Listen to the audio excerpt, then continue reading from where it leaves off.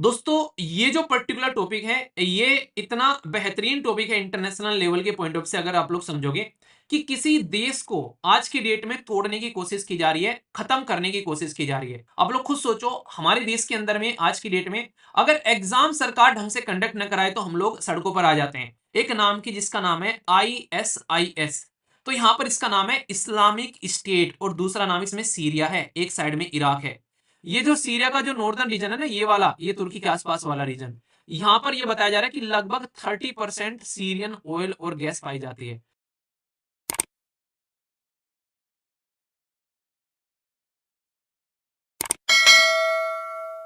दोस्तों ये जो पर्टिकुलर टॉपिक है ये इतना बेहतरीन टॉपिक है इंटरनेशनल लेवल के पॉइंट ऑफ से अगर आप लोग समझोगे कि किसी देश को आज की डेट में तोड़ने की कोशिश की जा रही है, खत्म करने की कोशिश की जा रही है।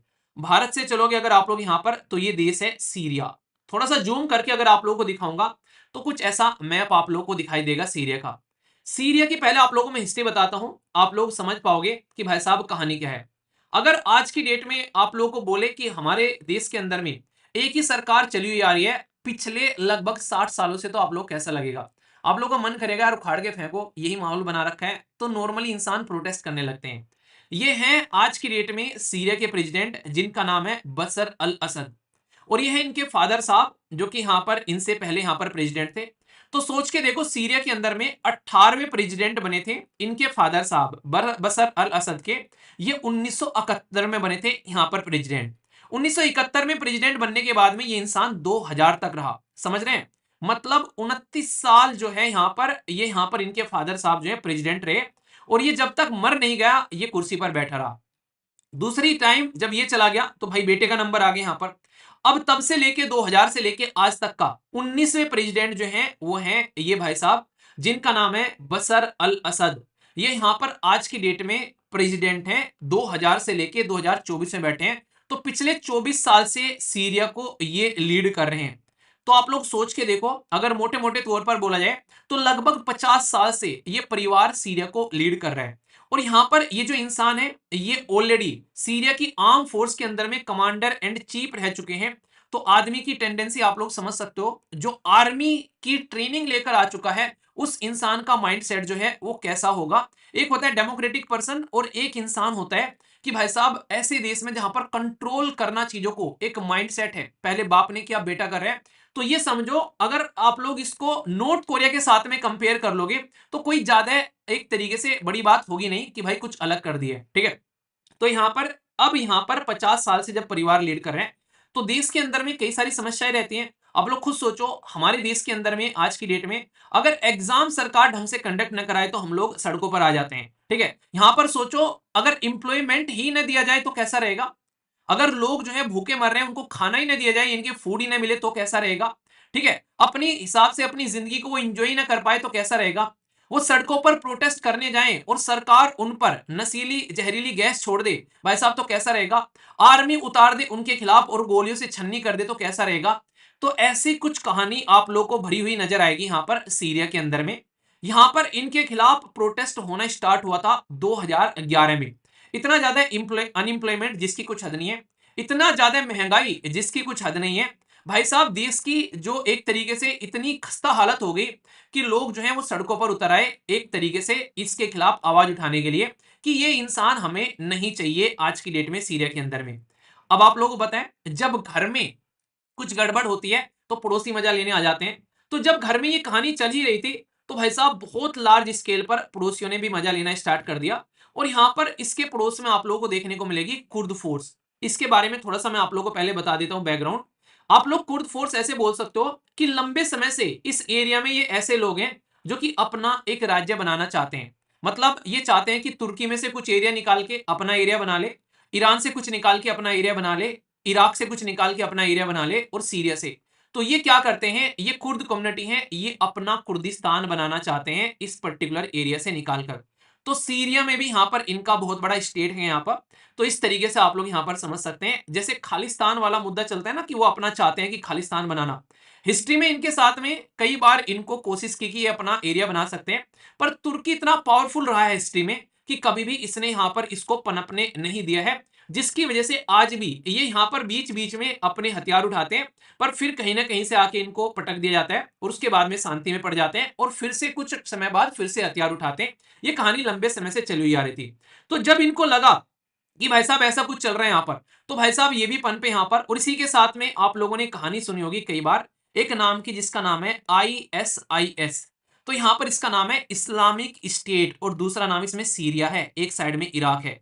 यानी कि इस्लाम के नाम पर एक ऐसा ग्रुप सामने निकल कर आना स्टार्ट हो गया जिसने इस एरिया में अपना कंट्रोल करना कोशिश कर दिया, जहां जहां पर गवर्नमेंट का कंट्रोल कम था और जहां जहां पर गवर्नमेंट के खिलाफ काफी लार्ज स्केल पर प्रोटेस्ट चल रहे थे। यानी कि आज की डेट में भी अगर मैं आप लोगों को बताऊं तो पूरे हिस्से में यहां पर सरकार की पकड़ नहीं है। सरकार की पकड़ जो है वो आप लोगों को कुछ हिस्से में देखने को मिलेगी, वरना बहुत बड़े एरिया में आप लोगों को यहां पर ये नजर आएगा कि कई सारे सेक्शन आज की डेट में कंट्रोल किए हुए हैं। कहीं पर कई सारे जो रिबेल ग्रुप है यहाँ पर, यानी कि जो प्रोटेस्ट करते हैं वो यहाँ पर सरकार को लेकर, कहीं पर कुर्दिश फोर्स जो है वो इसको कंट्रोल करना चाहती है, और कहीं पर नीचे लेवल पर भी आप लोगों को यहाँ पर अपोजिशन के ग्रुप देखने को मिलेंगे। यानी कि कहने के लिए सीरिया की सरकार है, पर लेकिन पूरे एरिया में सीरिया की सरकार नहीं है। कुछ ही एरिया में कैपिटल के आसपास वाले रीजन में, जिसका नाम है यहाँ पर डमस्कस, उसमें आप लोगों को सीरिया की सरकार देखने को मिलेगी। अलेप्पो सिटी तो कुछ दिनों पहले काफी ज्यादा न्यूज में भी थी, जब यहाँ पर कंट्रोल हुआ था, यहाँ पर एक तरीके से काफी लार्ज स्केल पर सीरिया की सरकार ने उल्टी सीधी गैस वगैरह भी छोड़नी स्टार्ट की थी, जहरीली गैस वगैरह जिसका नाम था सैरीन। और न्यूज में थी यहाँ पर कि आज की डेट में सीरिया ने केमिकल हथियार यूज कर लिया है अपने ही लोगों के खिलाफ में। तो उस टाइम पर भी यहाँ पर काफी ज्यादा खबर निकल कर आई थी। तो आप लोगों को इतनी कहानी तो समझ में आ गई कि सीरिया की सरकार के हाथ में आज की डेट में काफी कम पावर है। अब यहां पर मुद्दा क्या चल रहा है? अब यहां पर मुद्दा यह चल रहा है कि काफी लार्ज स्केल पर जो सीरिया के अंदर में कई सारी फोर्स एंट्री कर रही है, जिसमें से अब यहां पर एक कुर्द भी देखने को मिलेगा जो कि चाहता है कंट्रोल करना। और थोड़ा सा मैं आप लोगों को नीचे लेकर चलूंगा तो आप लोगों को कहानी कुछ और भी नजर आएगी। यहां पर यह है बेसिकली लेबनान, ये है यहां पर सीरिया, और आप लोग ये वाला मैप देखो, ये हो गया यहां पर ईरान, और ये हो गया यहां पर सीरिया। और यहां पर आप लोगों को देखने को मिलेगा, नीचे आएंगे तो यहां पर आप लोगों को देखने को मिलेगा इजराइल, और यहां पर आप लोगों को देखने को मिलेगा लेबनान। अभी रिसेंटली आप लोगों ने देखा कि इजराइल जो है उसके खिलाफ और यहां पर लेबनान के अंदर में जो हिजबुल्लाह है वो लड़ाई कर रहे थे। तो यहां पर आज की डेट में सीरिया के खिलाफ इजराइल जो है वो भी गुस्सा रहता है। क्यों? क्योंकि ईरान से जब यहां पर वेपन पहुंचाने होते हैं तो यहां पर इनडायरेक्ट वे में वो सीरिया में जाते हैं और सीरिया से फिर लेबनान जाते हैं। तो यहां पर इजराइल भी इस ताव में बैठा हुआ है कि भाई साहब सीरिया को कैसे आज की डेट में तोड़ा जाए। तो ये माना जा रहा है कि कल को चलकर अभी यहां पर कंडीशन इतनी खराब हो गई है कि फिलहाल जो है बसर अल असद ने अपना परिवार निकालकर यहां से भेज दिया है उठाकर रसिया के अंदर में। और यहां पर ये इंसान है अभी, और जिस तरीके से लड़ा के इनकी कैपिटल की ओर बढ़ रहे हैं तो जल्दी हो सकता है कि ये भी यहां से कल्टी मारता हुआ नजर आए। और ये देखिए आप लोग, गोली कल्टी मार। रीजन क्या है यहां पर? रीजन यहां पर यह कि अब इनका कंट्रोल यहां पर देखने को नहीं मिल रहा है। इतनी बुरी कंडीशन यहां पर होती नजर आ रही है चारों तरफ से। आखिर सिचुएशन ऐसी कैसे बन गई यार कि यहां पर कंट्रोल ही खत्म हो गया सरकार का? तो इसके पीछे एक छोटी सी कहानी मैं आप लोगों को बताता हूं, और इस कहानी में किरदार जो होंगे वो कुछ खतरनाक लेवल के होंगे और उसमें सबसे बड़ा जो किरदार है, खिलाड़ी, वो कौन है? वो है यूनाइटेड स्टेट ऑफ अमेरिका। तो कहानी को थोड़ा सा ध्यान से सुनिएगा। अभी बेसिक पता चल गया आप लोग क्या क्या चल रहा है, पर यहां तक सिचुएशन आके आके कैसे पहुंची। भाई सीरिया के अंदर में जब यहां पर ISIS यहां पर अपने पैर पसार रहा था, तो उस टाइम पर यहां पर बेसिकली ये एक टेररिस्ट ग्रुप है। तो यूएसए ने क्या किया? यूएसए ने सीरिया के अंदर में एंट्री मारी, ये बोलकर कि मैं टेररिस्ट ग्रुप को यहां पर नस्ते नाबूद करूंगा, पर लेकिन मेरे अकेले के बस की बात नहीं है, तो इसमें मुझे कुर्द फोर्स जो है वो भी सपोर्ट करेगी। मतलब ये तरीके से जो कुर्द कम्युनिटी है ये यूएसए को सपोर्ट करेगी यहां पर सीरिया के अंदर में से इस्लामिक स्टेट को हटाने के लिए। तो इनडायरेक्ट में देखा जाए तो सीरिया के जो प्रेसिडेंट है बसर अल असद, उसके फेवर में काम कर रहा है यूएसए, अगर ढंग से देखा जाए तो। ठीक है, टेररिस्ट को भगाने के लिए काम कर रहा है अगर ढंग से देखा जाए तो। पर रियलिटी में इंटरेस्टिंग चीज क्या है, ये कहने के लिए ऐसा दिख रहा है, पर रियलिटी में क्या है कि बसर अल असद जो है वो रसिया के खेमे का आदमी है। मतलब रसिया इसके साथ में मिलकर, रसिया को बेसिकली, रसिया एक तरीके से इसको अपने बहुत ही एक सपोर्ट में रखता है, क्योंकि आप लोगों को पता है, मैंने बताया ना अभी, रसिया के अंदर में इसकी फैमिली चली गई है। तो यहां पर कहने के लिए इस्लामिक स्टेट को हटा रहे थे, पर इनडायरेक्ट वे में बसर अल असद को सपोर्ट कर रहे थे। तो रसिया के साथ में इनडायरेक्ट वे में देखा जाए तो दोनों रसिया और यूएसए एक ही खेमे में बैठे हुए थे, और यूएसए को ये चीज जो है वो जल्दी पच भी नहीं रही थी। देखो ये तो बोल नहीं सकता वो भाई साहब मतलब इसको कहते हैं कि एक एक साइड को दूसरे साइड में खाई तो जाए काम। मतलब उसको बशर अल असद की सरकार भी हटानी है, अगर सरकार हटाएगा तो टेररिस्ट का साथ देगा, उसको वहां से टेररिस्ट भी हटाने हैं। तो कई बार यूएसए ऐसी जगह नाक अड़ाता है कि भाई साहब उसको समझ में नहीं आता है कि उसको क्या करना चाहिए क्या नहीं करना चाहिए। सेम कंडीशन उसकी क्या थी, सेम कंडीशन उसकी अफगानिस्तान में थी। उसने कहा कि अफगानिस्तान में डेमोक्रेटिक सिस्टम लेकर आऊंगा, तालिबान को हटाऊंगा, और बाद में तालिबान को ही पावर देकर चला गया। भाई साहब मुझे कहीं और फोकस करना है, रसिया को यूक्रेन के साथ में इंगेज करना है, तो यहां से मैं निकलता हूं। तो भाई साहब निकल गए यहां से। तो यहां पर भी कुछ ऐसी कहानी बनी इसकी। यहां पर इसने दिखा कि हाँ आईएसआई को काफी हद तक इन्होंने निपटाया है, उसके खिलाफ इन्होंने वॉर छेड़ी है, क्योंकि आईएसआई जो है वो काफी तकड़े लेवल पर अटैक कर रहा था यूरोप और यूएसए के अंदर में। तो इन्होंने सोचा इसको खत्म करते हैं। तो खत्म करने गए थे तो कुछ हद तक खत्म भी किया, तो कुर्द फोर्स ने काफी बड़ा रोल प्ले किया। हुआ क्या, फिर इन्होंने बोला कि हम यहां से वापस जाते हैं। तो यहां से जैसे यूएसए निकल के गया, जैसे अफगानिस्तान से गया, तो भाई ये कुर्द फोर्स जो है अब इसको डर लगने लगा। क्यों? क्यों एक साइड में तो भाई साहब कुर्द फोर्स के कौन है, तुर्की। क्योंकि तुर्की जो है वो यहां पर कुर्द फोर्स को पसंद ही नहीं करता है पहले से। क्यों? क्योंकि तुर्की से कुछ पोर्शन निकालकर कुर्द फोर्स जो है वो अपना कुर्दिस्तान बनाना चाहते हैं। तो इसके चक्कर में यहां पर तुर्की जो है वो हमेशा इसको मारने के लिए तैयार रहता है। अब यूएसए ने तुर्की को यह बोला कि देख तुर्की, तू कुर्द फोर्स के खिलाफ जो है वो आवाज नहीं उठाएगा। तो तुर्की नेटो का भी मेंबर है, और तुर्की जो है कुर्द फोर्स को एक तरीके से दबाना भी चाह रहा है। पर लेकिन तुर्की जो है फिर भी इस लेवल पर काम नहीं कर रहा है जिस लेवल पर वो काम कर सकता है कुर्द फोर्स को दबाने के लिए, क्योंकि यूएसए का डंडा है ऊपर से तुर्की के नाक में। तो ये समझ सकते हैं आप लोग यहां पर। तो कहानी जो है इतनी कॉम्प्लिकेटेड है, ये समझो कि एक तरीके का महाभारत चल रहा है सीरिया के अंदर में। और यहां पर ये समझ में नहीं आ रहा है कौन किसकी साइड से लड़ रहा है। बस यहां पर ये किसी न किसी तरीके से अपना कंट्रोल करने की कोशिश कर रहे हैं। तो इसके चलते फिलहाल के टाइम पर अब सिचुएशन ऐसी है, माहौल ऐसा बन गया है कि ये माना जा रहा है कि जिस लेवल पर कुर्द आगे बढ़ रहे हैं, यहां पर जो रिबेल ग्रुप है यहां पर वो अपना काम कर रहे हैं। सीरिया की सरकार जो है वो यहां से कल्टी मारने के लिए तैयार है। तो अब यहां पर सीरिया के बहुत सारे टुकड़े होंगे, और इसमें से एक टुकड़ा आप लोग को नजर आएगा कि इजराइल के झोले में भी गिरता हुआ आप लोग को देखने को मिलेगा। क्योंकि ऑलरेडी गोलन हाइट जो कि सीरिया की थी वो ऑलरेडी इजराइल की झोली में पड़ी हुई है। तो सीरिया नक्शे से नस्ते नाबूद होता हुआ आने वाले टाइम में आप लोगों को देखने को मिलने वाला है। इसीलिए यहां पर इतने लार्ज स्केल पर इवन हमारी सरकार ने भी साफ साफ बोल दिया है कि वहां पर ट्रेवल ना करें, और जो ऑलरेडी वहां पर है वो यहां से निकलकर भाई साहब भाग जाएं। तो अभी ये पूरा का पूरा प्लान किसका था, ये पूरा का पूरा प्लान इनडायरेक्ट वे में देखा जाए तो ये जाते जाते जो बाइडन जो है यूएसए के प्रेसिडेंट, ये उनका मास्टर प्लान आप लोग बोल सकते हो कि उन्होंने यहां पर एक ऐसे एरिया को नस्ते नाबूद करने की कोशिश करी जो कि इजराइल पर हमेशा अटैक कराने में काफी बड़ा रोल प्ले करता था। और अगर यहां से निकल कर जाता है तो एक सेफ हेवन था यहां पर यूनाइटेड स्टेट ऑफ अमेरिका, जो यहां पर खासकर इसको नस्ते नाबूद करना चाहता था। रसिया का सेफ हेवन था यहां पर, यानी कि रसिया कंट्रोल कर रही थी बशर अल असद को यहां पर। तो इसलिए यहां पर रसिया का कंट्रोल हटाने के लिए इन्होंने इस देश को ही बर्बाद कर डाला। ऐसी कहानी है यूनाइटेड स्टेट ऑफ अमेरिका की। यानी कि जो देश यूनाइटेड स्टेट ऑफ अमेरिका के बेसिकली खिलाफ जाता है, उस देश का ऐसा हाल होता है जैसा आज की डेट में आप लोगों को यहां पर किसका देखने को मिलेगा, सीरिया का देखने को मिलेगा। तो कुछ दिनों बाद अगर आप लोगों को यह देखने को मिले कि सीरिया नक्शे से खत्म हो गया है, कुछ पोर्शन इजराइल ने कंट्रोल कर लिया, कुछ पोर्शन तुर्की ने कंट्रोल कर लिया, कुछ पोर्शन कुर्द वाले अपने हिस्से में लेकर बैठ गए, या कुछ पोर्शन इराक में चला गया, तो ये कोई बड़ी बात होगी नहीं। क्योंकि जिस लेवल पर यहां पर लड़ाके अभी इनकी कैपिटल की ओर बढ़ रहे हैं, बंदूकें और ये बेसिकली इतनी बड़ी बड़ी एक तरीके से रॉकेट लॉन्चर टाइप की मिसाइल लेकर ये अपनी किस पर, बाइक पर घूम रहे हैं। आप लोग देखो यहां पर, ठीक है। तो यहां पर ये फाइटर्स हैं जो कि मोटरसाइकिल पर हैं आज की डेट में, आप लोग समझ सकते हैं। तो ये कल को चलकर यहां पर प्रेसिडेंट को यहां पर एक तरीके से उखाड़ कर फेंक सकते हैं, और प्रेसिडेंट अपनी जान बचाकर भागते हुए नजर आ सकते हैं रसिया को, जहां पर ऑलरेडी अपनी फैमिली को पहुंचा चुके हैं। तो अभी कहानी क्या है, कहानी बस ये है कि कल को चलकर ये समझ में नहीं आएगा सीरिया को चला कौन रहा है। सीरिया जो है यहां पर अलग अलग देशों के कंट्रोल में आ सकता है। तो फिलहाल पूरी कहानी मैंने आप लोगों को समझा दी है, जो बिल्कुल पूरा डिटेल में इसकी कहानी ये है, ठीक है। अभी आने वाले टाइम में अगर और कोई अपडेट होगा तो मैंने बैकग्राउंड बता दी यहां पर कहां से निकलकर कैसे चली यहां पर। तो फिलहाल यूएसए यहां पर नहीं है, रसिया का दबदबा है। रसिया का दबदबा खत्म करने के लिए सीरिया को तोड़ना जरूरी है। और सीरिया इसलिए भी टूट रहा है फिलहाल के टाइम पर क्योंकि रसिया के पास में अभी सीरिया को सपोर्ट करने के लिए, अभी रसिया इतना बिजी है यूक्रेन में कि सीरिया को सपोर्ट करने के पास लिए उसके पास में रिसोर्सेज या फिर हिम्मत ही नहीं है।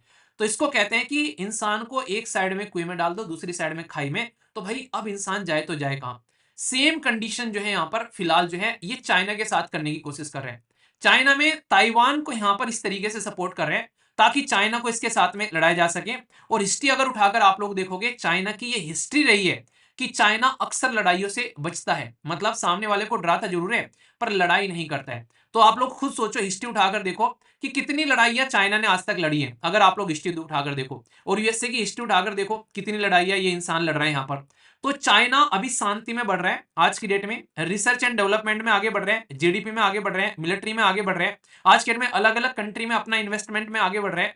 तो आज की डेट में चाइना यूएसए को रिप्लेस करने के लिए तैयार है, इस लेवल पर आगे बढ़ रहा है। तो यूएसए चाह रहा है चाइना को कैसे डील किया जाए, तो इसलिए ताइवान वाला मुद्दा इतना फ्रीक्वेंटली यहां पर उठाया जाता है। और इंडिया जो है यहां पर चाइना के ताइवान वाले मुद्दे पर इतना फोकस क्यों नहीं देता है, क्योंकि कहीं ना कहीं चाइना को भी पता है अगर वो जम्मू एंड कश्मीर में यहां पर ज्यादा बकायती काटेंगे तो हम लोग इमीडिएटली ताइवान पर यहां पर इनको अपोज करते हुए नजर आएंगे। ठीक है, तो इसलिए यहां पर पड़ोस के साथ में शांति बनाकर इसीलिए फिलहाल के टाइम पर बॉर्डर इशू ये सुलटाने की कोशिश कर रहे हैं, क्योंकि अब मार्केट में आ रहे हैं रजनीकांत यानी कि डोनाल्ड ट्रंप। और डोनाल्ड ट्रंप मार्केट में अगर आ जाते हैं तो आप लोगों को देखने को मिलेगा कंडीशन जो है चाइना की, पहले भी ट्रेड वॉर चल रही थी और फिर से आप लोगों को माहौल खराब होता हुआ नजर आएगा। तो ये कहानी कुछ ऐसी चलने वाली है, इसका एक पूरी ओवरव्यू पिक्चर मैंने आप लोगों को यहां पर बता दिया है कि कैसे चल रहा है। ठीक है, अभी फिलहाल आगे चलेंगे, पर बेसिक मुद्दा था सीरिया, इसको आप लोग समझिएगा। समझ में आ गया पूरी की पूरी कहानी। ये पिछले कई दिनों से चल रही थी, मुझे लगा एक दिन बैठ के समझाएंगे, संडे में मुझे टाइम मिलता है अच्छा खासा, कई सारे आर्टिकल मैं अपने हिसाब से डिस्कस कर पाता हूं। तो आज ये सीरिया की कहानी अब आप लोगों के सामने है, मेरी मुंह जुबानी। समझ में आ गया, कोई दिक्कत कोई समस्या कोई परेशानी, एक एक पॉइंट क्लियर होना चाहिए, क्योंकि ये ऐसा एरिया है यहां से आप लोगों का मैप बेस्ड क्वेश्चन बन सकता है, तो इसलिए मैंने आप लोगों को डिटेल में समझा दिया। तो यहाँ पर गोलन हाइट भी है, ये सीरिया की थी, आज के डेट में इसराइल के कंट्रोल में है। ऊपर लेबनान भी है, इधर जॉर्डन भी है, यहाँ पर इराक हो गया। इरफिट करके एक रिवर आप लोगों को देखने को मिलेगी जो काफी फेमस है यहाँ पर। तो ये लोकेशन आप लोग जरूर याद रख लीजिएगा। ठीक है, ओके। मजा आ गया। चलिए, तो इसी तरीके से अब छोटी सी एक चीज और बता दूं, यहाँ पर जो तुर्की है वो आप लोग ध्यान रखना है यहाँ पर, कि तुर्की जो है सीरिया को इन्वेड करने के लिए तैयार बैठी है यहाँ पर, क्योंकि इसका कंडीशन ऐसी हो जाती है जैसे हमारे देश में आज के दिन में बांग्लादेश से बहुत सारे रिफ्यूजी आ जाते हैं, तो सीरियन रिफ्यूजी यहाँ पर जाते हैं, तो इसका फायदा उठाते हैं यहाँ पर। और एक और मुद्दा है यहाँ पर, आखिर ये नॉर्दर्न रीजन में क्यों कंट्रोल करना चाहते हैं, तो थोड़ी सी ये बात भी ध्यान रख लेना। ये जो सीरिया का जो नॉर्दर्न रीजन है ना, ये वाला, ये तुर्की के आसपास वाला रीजन, यहां पर यह बताया जा रहा है कि लगभग 30% सीरियन ऑयल और गैस पाई जाती है, और बहुत ही फर्टाइल एग्रीकल्चर लैंड है यहाँ पर ये। और इसी के साथ में जो रिवर जाती है यहाँ पर, जिसका नाम मैंने अभी आप लोगों को बताया, इरफिट रिवर, तो इसकी वजह से यहाँ पर ये बहुत ही ज्यादा है, एक तरीके से आप लोग बोल सकते हैं कि वाटर रिसोर्स युक्त भी एरिया आप लोगों को देखने को मिलेगा। तो ये रीजन है कि इसके नॉर्दर्न नॉर्दर्न एरिया को इतने लोग जो है वो कंट्रोल करना चाहते हैं। ठीक है, तो ये बातें आप लोग यहाँ पर समझ सकते हैं। कोई दिक्कत कोई समस्या कोई परेशानी नहीं होनी चाहिए, एक एक पॉइंट मैंने आप लोगों को समझा दिया, इसके ऊपर में आगे कुछ आता है तो उसको आप लोग ध्यान रखिएगा। ठीक है, बिल्कुल सही है। ठीक है ना। बाकी एक छोटी सी इंफॉर्मेशन मैं आप लोगों को यहाँ पर बता दूं, एनसीईआरटी की क्लासेस जो हैं वो कई सारे बच्चे यहाँ पर एक बात बोल रहे हैं कि सर एनसीईआरटी की बुक कब प्रोवाइड कराई जाएंगी। देखो, बुक जो है मैंने आप लोगों को बताया था, हिंदी और इंग्लिश की सारी बुक जो है वो प्रोवाइड कराई जाएंगी आपको, और उसमें टीम को मैंने बोला है अभी जैसी सारी इकट्ठी हो जाती है। दिक्कत क्या है मैं आप लोगों को बता दूं थोड़ी सी बात, एनसीईआरटी की वेबसाइट पर बुक्स जब आप लोग डाउनलोड करते हो तो वहां पर चैप्टर वाइज होती है। ठीक है, तो वो सारे के सारे चैप्टर डाउनलोड कर कर उनको बुक बनानी पड़ती है पूरी मर्ज कर कर, एक एक बुक को मर्ज कर कर कर फिर उसको यहाँ पर एक पूरी बुक बनाकर फिर उसको अपडेट किया जाएगा। तो इसकी वजह से चीजें जो है वो थोड़ी सी रहती है। ठीक है, तो उसकी वजह से थोड़ा सा टाइम लग रहा है, वरना सारी बुक आप लोगों को देखने को मिल जाएगी, वहां से आप लोग डाउनलोड कर सकते हैं आराम से जाकर। ठीक है, पूरा जो एनसीईआरटी वाला सेक्शन है उसमें आप लोगों को मिल जाएगी, और वो फ्री ऑफ कॉस्ट रहेगी, उसके लिए कोई भी पेमेंट आप लोगों को नहीं देना है, क्योंकि वो फ्री ही है सरकार की साइड से। बस यहाँ पर इतना काम रहेगा, हमारी टीम जो है वो उसको मर्ज कर कर प्रोवाइड करा देगी, आप लोग आसानी से देख सकते हैं। ठीक है, बाकी क्लासेस अगर 2026 के लिए आप लोग क्लासेस करना चाहते हैं तो बैच आप लोगों के लिए लॉन्च होने वाला है जल्दी। अभी इसमें प्री एडमिशन चल रहे हैं यहाँ पर, अभी प्राइस जो है वो आप लोग को डाउन देखने को मिलेगा। जैसे ही आप लोगों का यहाँ पर बैच लॉन्च होगा तो फिर आप लोगों को इसका एक प्रॉपर प्राइस रहेगा, और जो फिलहाल प्राइस चल रहा है वो फिलहाल फ्यूचर में फिर कभी नहीं रहेगा, क्योंकि उन लोगों के लिए जिनको ट्रस्ट है कि एसएलवी की क्लासेस चलती हैं, और कई सारे बच्चे जो ईपीएफओ की क्लासेस ली थी उन्होंने लगभग 1-1.5 साल पहले, वो यहाँ पर इस बैच को ज्वाइन करना चाह रहे हैं। तो इससे आप लोग समझ सकते हैं कि लोगों ने जो ऑलरेडी क्लास ले चुके हैं अगर वो फिर से ज्वाइन करते हैं तो ये बड़ी अच्छी बात लगती है। क्यों? क्योंकि यहाँ पर उनका ट्रस्ट है या किसी को रिकमेंड करते हैं, तो ये ट्रस्ट आप लोग का बरकरार रहेगा। तो इस ट्रस्ट को इतना एक तरीके से बेसिकली इतना ट्रस्ट करने के लिए तहे दिल से धन्यवाद। बाकी स्टेट पीसीएस की भी क्लासेस हैं, इनको आप लोग कनेक्ट कर सकते हैं अगर सीरियस हो स्टेट पीसीएस के लिए। ठीक है।